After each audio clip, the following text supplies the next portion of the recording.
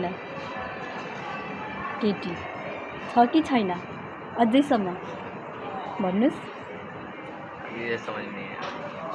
आपकी लड़की हो नहीं अच्छा आप तुम्हारे पास लड़की कोई है या नहीं है?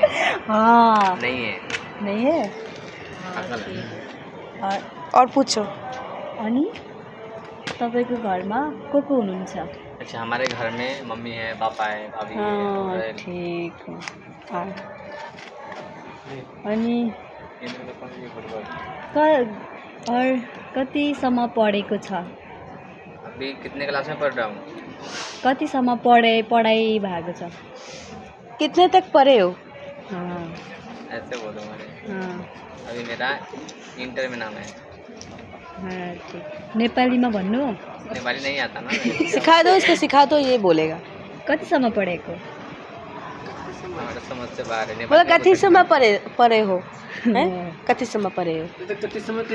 कति समय पढ़े हो? पागल है। अच्छा तुम कति समय पढ़े हो? कति समय 200 अच्छा 200 समय।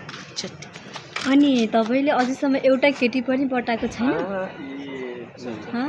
ये दिमाग के ऊपर अझै सुन्नु बंद कर यार प्लीज।